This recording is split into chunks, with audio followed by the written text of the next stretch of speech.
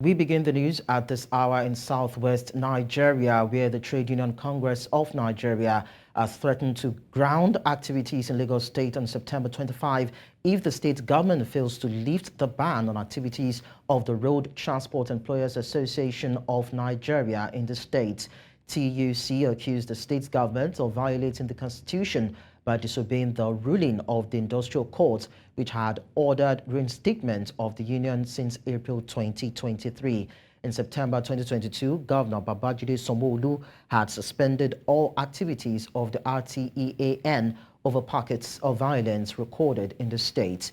TUC National President Festus Osifo says the ban remains unacceptable to the Congress, adding that the Labour Centre has made all efforts to settle the disharmony, including involving the federal government, but it proved abortive.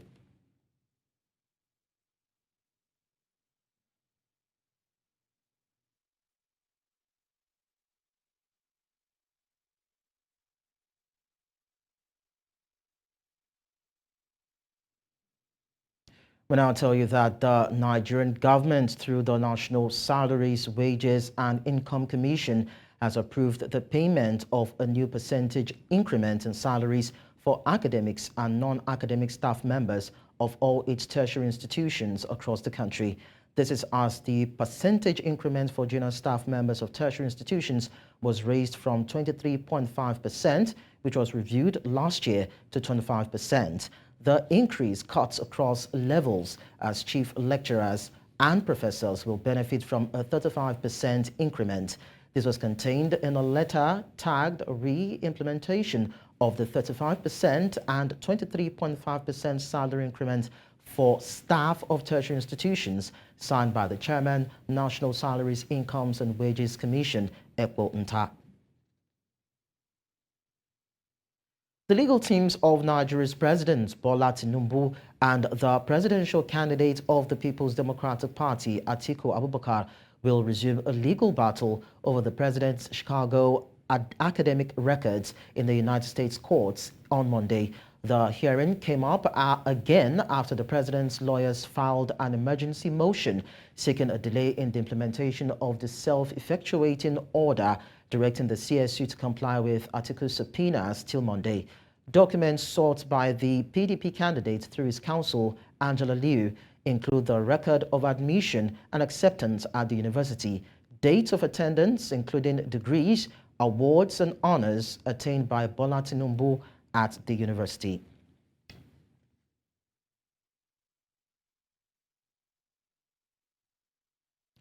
And earlier on the news, we intimated you with the story about the impasse between the RTEN workers and the Lagos State government. And now, just to talk about the issue as regards the Road Transport Employers Association of Nigeria and the industrial court verdict that was handed down as regards their ban, I'm being joined by Dr. Omoshola Deji, who is a public affairs analyst, and he will be shedding more light on this. Doctor, it's nice to have you join us on the news.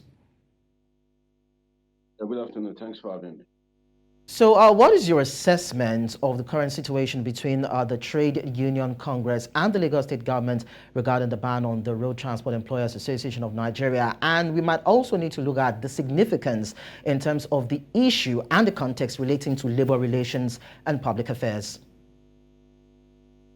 Well, the relation between Outing and Lagos State government at the moment is uncordial, but we can't say that the Outing, which the TUC is fighting for, is against the state, because recently we saw the TUC, who intends to embark on a protest on Monday, going against the decision of Labour as regards the strike in relation to government removal of subsidy and provision of palliative. So APC government at the central, APC government at the state, the political godfather in Lagos State is the current president, and for TUC to have taken that position, so we can't say that TUC is against the state government. Now, having established that connection, the action of TUC is very significant in the sense that it seems to end the reign of impunity in state and federal government as regards the respect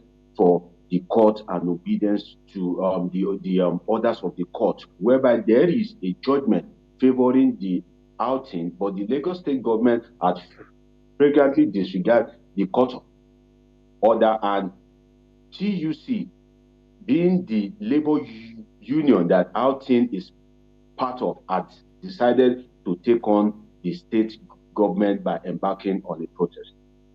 So when we have disobedience in situations like this, whereby an institution or an individual, probably a corporate organization, disobeys a court ruling, what does that say about the rights of individuals or the rights of a person?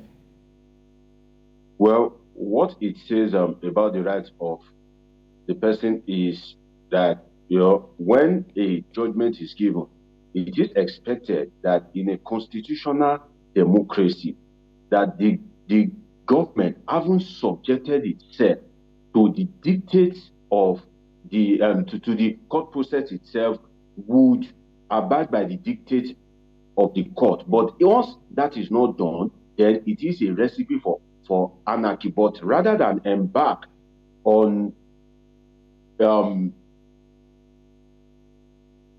are you there? Of course. Go ahead, please. Okay.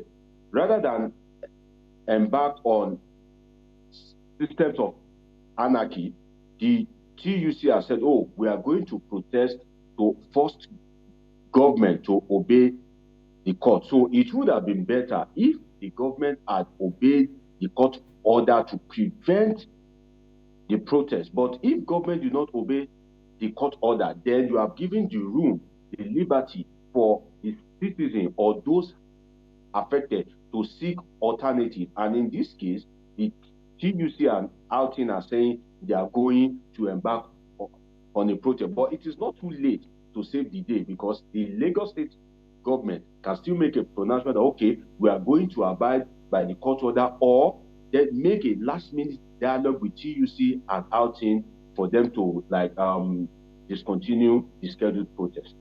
Doctor, in this regard, or in defense of the disregard to the court ruling, Governor Babajide Sanwo-Olu cited concerns about violence being perpetrated in the country by this union as reasons for suspending the activities in 2022. So from a public affairs perspective, how do you think government can create a balance between security concerns, of course, in a state, probably in a country, as against the rights of labor unions? Because, of course, we have to express our rights as citizens or as an affiliation or a part of a member of a particular group. But then for governments, security is of topmost issue and a concern for them. So how do you think the government can ensure balance in such a stance? Well, the thing is, outing being a national organization is on the exclusive list, and it also appears on the concurrent list. And for matters on the concurrent list, it means that the state and the federal government can legislate on it. But whenever there is a conflict, the position of the federal government holds sway. So in this case, what you have is both the national and the state chapter of outing are not on the same page. But when there is a crisis, so it leaves the state government in a confused position, because once there's a crisis and it leads to disobedience of law and order, there is going to be loss of life and property. And it is incumbent on the state government to ensure that there is protection of life and property in the state. So, but the court has said that you cannot ban the activities of an association that you have no right to legislate on. So what I think is there should be a situation whereby some of the things on the exclusive list will be moved to the concurrent list, because the state government has the right to protect life and properties, and transportation within the state may now be on the list of what the state government can legislate solely on. Once that is done, there won't be this confusion. Then we can remove the politics of transportation in Lagos State, whereby the NURT TUW wants to be the domineering association in the state. And we all know that MC Oluomo is very close to the state government, and he doesn't want any kind of like major opposition in the state. So he wants to be the numero uno in the state as regards anything transport. And we can't overrule that as one of the influence that is determining the action of the state government. MC Oluomo has become so powerful, but the state government and the governor haven't subscribed to protect the integrity of the constitution, is bound to obey court orders in a constitutional democracy. Well, that's an interesting twist, I must say, Doctor. So if TUC decides to go ahead with the planned shutdown of economic activities in Lagos State, how could that affect potentially now the economic and social situation in Lagos State? And of course, how would that also affect residents? Well, it will affect the economic activities in terms of the income, because outing generates income daily, which are remitted to the appropriate authorities. For that, they know income would be generated both by annual.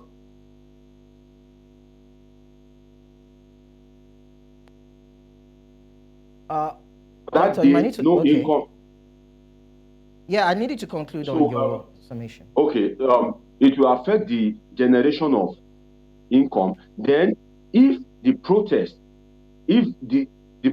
are being confronted by members of the NURTW in the state, it might lead to serious conflict and loss of lives and properties in the state. So socially, there is a security implication. Economically, there is a revenue generation implication, and the convenience of the citizenry itself, because people will not be able to go about their normal duties and they won't be able to reach their various destinations on time.